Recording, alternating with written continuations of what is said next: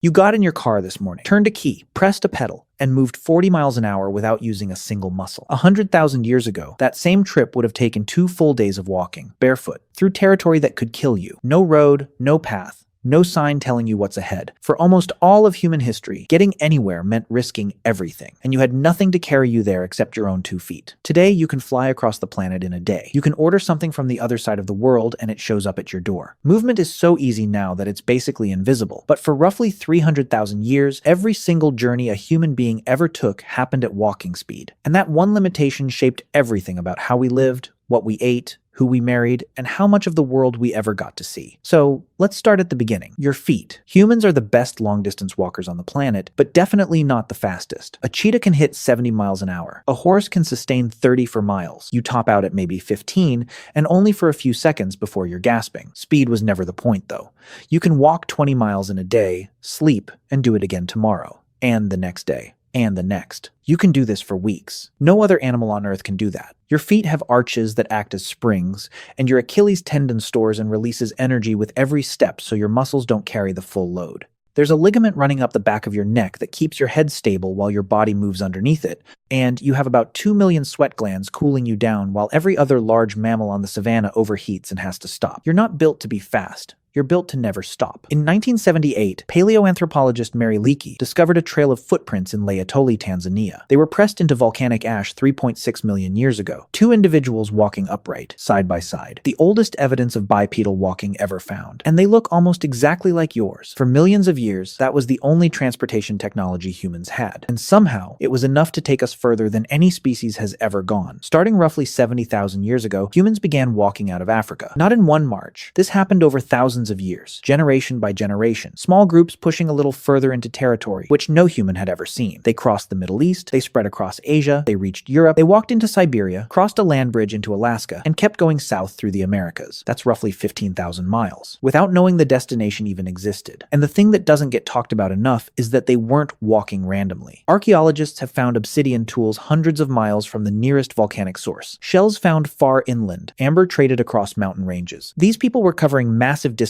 on purpose, to trade, to connect with other groups, to find specific resources they knew existed because someone had told them about it. This wasn't wandering, this was networking, on foot. The problem is, walking works great until something gets in the way. You can walk across a desert, you can walk over a mountain pass, but a river stops you in your tracks. And rivers were everywhere. They cut through every migration route, every hunting ground, every trade path. For hundreds of thousands of years, a body of water was basically a wall. You either found a shallow crossing or you turned around. And then, somehow, humans figured out something no other land animal ever has: how to cross water on purpose. In 2003, archaeologists working on the island of Flores in Indonesia found stone tools dating back roughly 800,000 years. The problem is that Flores has never been connected to the mainland. Even during the lowest sea levels of the ice ages, there was always at least 12 miles of open ocean between the island and the nearest land, which means one thing: someone made the crossing. We don't know what they used. Wood rots, bamboo decomposes. Whatever they floated on is long gone. But the tools are there, which means the crossing happened. The first boats were probably nothing. A fallen log. A bundle of reeds tied together. Not designed. Discovered. Someone grabbed a floating log to cross a stream and didn't drown. That was the breakthrough. But what happened next was deliberate. Around 65,000 years ago, humans crossed from Southeast Asia to Australia. That crossing meant sailing at least 60 miles of open ocean. You can't see Australia from the other side. You can't drift there by accident. Someone built something that could float, pointed it toward water they couldn't see across, and paddled. Think about that for a second. They left solid ground with no idea if there was anything on the other side. The oldest boat we've ever found is the Pesse canoe from the Netherlands, about 10,000 years old, just a hollowed out log. But the technology goes back way further than that. People were already living on islands. They had no way of reaching on foot tens of thousands of years before that canoe was ever carved. And then the Polynesians did something insane. Starting around 3,000 years ago, they crossed the Pacific Ocean, the largest body of water on Earth. They built double-hulled canoes, loaded them with food and animals and entire families, and sailed thousands of miles reading nothing but the stars. The direction of ocean swells, the way birds flew, and the color of clouds near land. No compass, no map, just observation so precise it still impresses modern navigators. They reached Hawaii, Easter Island, New Zealand, every habitable island in the Pacific. Some of those voyages covered over 2,500 miles of open water with nothing in between. Walking conquered land, boats conquered water, but there was still a problem nobody had solved. You can walk 20 miles, but you cannot walk 20 miles carrying a 200-pound animal you just killed. For most of human history, the limit on transportation transportation wasn't distance, it was weight. You could only move what your body could carry, and your body can handle maybe 40 to 60 pounds before it starts breaking you down. So humans started cheating. First thing they tried was dragging. You kill something big, throw it on a hide, and drag it back to camp. We know they did this because archaeologists have found wear marks on ancient hides that only show up when something heavy has been dragged a long way. Then someone had a better idea. The travois. Two long poles tied together in a V shape with a platform slung between them. You drag the narrow end, the wide end carries the load. It spreads the weight out. And just like that, one person could move 100 pounds or more. Here's what's wild about that. The travois might be one of the oldest ways humans ever moved anything, but it's made of wood and leather, so almost none of them survived. The only reason we know it existed is because people were still using it when Europeans showed up in the Americas thousands of years later. But the real breakthrough in moving weight wasn't something you could build. It was something you could befriend. Around 15,000 years ago, humans domesticated dogs, first animal we ever partnered with. And one of the first jobs we gave them was hauling weight. In the Arctic, dogs pulled sleds across ice and snow. A single dog can move about 45 pounds. A team of 6 could carry a family's entire camp. But dogs are small. We needed something bigger. About 5,500 years ago, on the steppes of what is now Kazakhstan, humans figured out the horse. We know this because of a group called the bowtie. Archaeologists found wear marks on horse teeth from bits. Somebody had been putting something in that animal's mouth to control it. They found mare's milk baked into pottery. These weren't people who hunted horses. They rode them and milked them and built their entire lives around them. And the horse changed everything. For 300,000 years, roughly 5,200 years old, the fastest a human could travel was about 4 miles an hour, walking speed. On a horse, you could hit 30. In a single generation, the human world got 8 times smaller. Suddenly, you could cover in days what used to take weeks. Messages moved faster, trade routes stretched further, and warfare changed forever because an army on horseback could reach you before you even knew they were coming. Donkeys hauled goods through deserts. Camels made it across the Sahara. Reindeer dragged sleds through Arctic snow. Llamas carried cargo over the Andes. Wherever humans showed up, they found whatever animal fit and put it to work. But we weren't done. There was one more invention coming, and it took an absurdly long time to show up. Here's something that doesn't make sense until you think about it. Humans crossed every ocean on Earth before anyone invented the wheel. The oldest known wheel turned up in the Ljubljana marshes of Slovenia, roughly 5,200 years old. That's it. Boats go back at least 10,000 years, and probably way further. Horses were tamed 5,500 years ago. Humans had already sailed to Australia 65,000 years before that. The wheel was one of the last major transportation inventions, not the first. And it didn't even start as transportation. The first wheels were for pottery, a spinning disc to shape clay. At some point, somebody looked at that disc and turned it on its side. What if you put something on top of it? The first wheeled vehicles were slow, solid wood wheels, heavy. They cracked on rough ground and got stuck in mud. A horse without a cart was honestly faster than a horse with one. But around 2000 BC, someone figured out the spoked wheel. Lighter and stronger and way faster. And now you had chariots. Speed and cargo at the same time. Roads came after that. The first paved road we know of went down in the city of around 4000 BC. And once you had wheels and roads and horses all working together, you finally had something that looked like a real transportation system. Trade exploded. Empires became possible. You could move armies and supplies hundreds of miles without everything falling apart. The wheel, the horse, the road. That combination is what built every civilization you've ever heard of. So,